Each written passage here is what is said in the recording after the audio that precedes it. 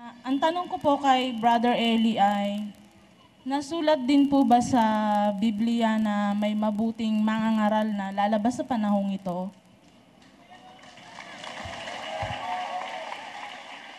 Kung tanong nyo ay napakagandang tanong, kapatid, kasi that is on the premise na marami ngayong mangangaral masama.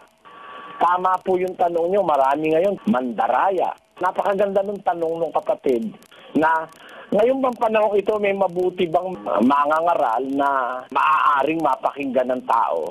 Unang-una, dapat malaman nyo po na marami ngayong masama, kapatid.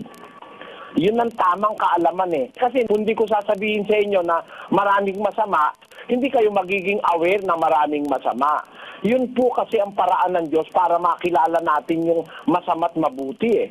Basahin natin sa 7:27 ng Ecclesiastes, kapatid na Luz. Narito, ito'y aking nasumpungan, sabi ng mangangaral, na iniaagapay ang isang bagay sa iba upang matagpuan ang kadahilanan. Alam mo, yung paghanap ng kadahilanan o ng rason o reason, ay iniaagapay mo yung isa sa isa. Para bang, alam mo, may Miss Universe contest, pag aagap-agapayanin mo sila lahat na contestant.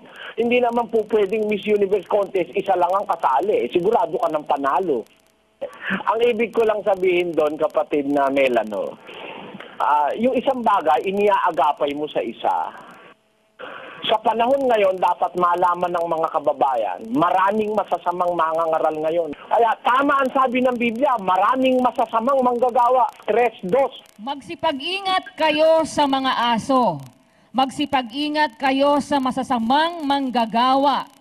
Mag-ingat ang wika kayo sa mga aso. Mag-ingat kayo sa masasamang manggagawa. Meron talagang masasamang manggagawa, mga aso ang tawag ng Biblia. Ano ba yung aso na yon, Radmel?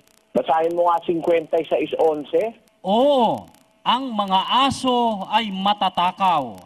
Sila'y kailanman ay walang kabusugan. At ang mga ito ay mga pastor na hindi nangakakaunawa. Yung palang mga aso na sinasabi ni San Pablo, na mag-iingat kayo sa mga aso, mga masasamang manggagawa, mga pastor pala yan. Matatakaw, walang kabusugan. Ang mga ito, ang wikay, mga pastor na hindi nakakauna, masasamang tao yan, manluloko yan, mga kapatid.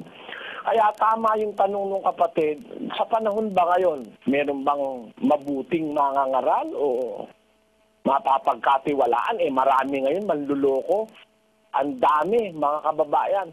Punong-puno ang mundo ngayon ng manluloko. Kaya tama lang yung tanong nyo, kapatid.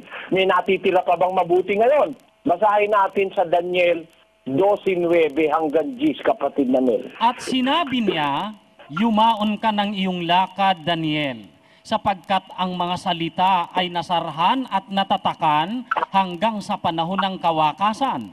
Panahon ng kawakasan, ano? Yun ang panahon natin. Ito, sakop na ng panahon ng kawakasan nito, Bradmel eh. Ano ba yung panahon ng kawakasan bago natin ituloy? Puntahan muna natin kay Daniel din 12:4 kung ano yung panahon ng kawakasan o yung time of the end. Ngunit ikaw, o Daniel, isara mo ang mga salita at tatakan mo ang aklat hanggang sa panahon ng kawakasan. Marami ang tatakbo ng paruot parito at ang kaalaman ay lalago. Yan pala ang palatandaan ng panahon ng kawakasan.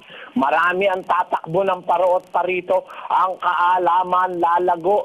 Lalago ang kaalaman, ang karunungan. Kaya ngayon yan Bradmel Pagka malapit na ang kawakasan, maraming tatakbo ng paruot parito, ang kaalaman lalago. Kaya ang ibig lang sabihin, totoo yung sinabi ng Diyos sa Biblia.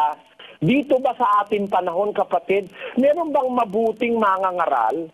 Basahin natin ang 12:9 uli. Tuloy natin sa 10, kapatid na Mel. At sinabi niya, yumaon ka ng iyong lakad, Daniel, sapagkat ang mga salita ay nasarhan at natatakan hanggang sa panahon ng kawakasan. Marami ang lilinisin at papuputiin at dadalisayin, ngunit ang masasama ay gagawa na may kasamaan, at wala sa masasama na makakaunawa, ngunit silang pantas ay mga kakaunawa. Aba, meron palang makakaunawa sa Biblia, kapatid na Mel. Yung nakasaradong salita ng Diyos, pagdating ng panahon ng kawakasan, mauunawa yon, sabi ng hula ni Propeta Daniel.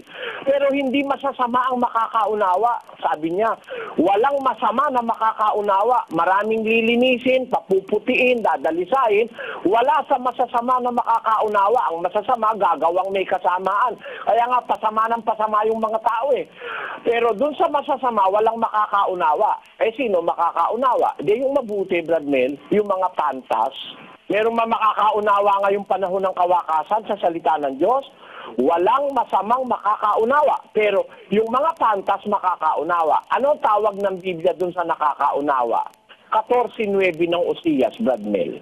Sino ang pantas at siya'y makakaunawa ng mga bagay na ito at mabait at kanyang mga lalaman? Brad Mel, yung nakakaunawa, yun ang pantas, yung nakakaunawa, yun ang mabait, mabuti.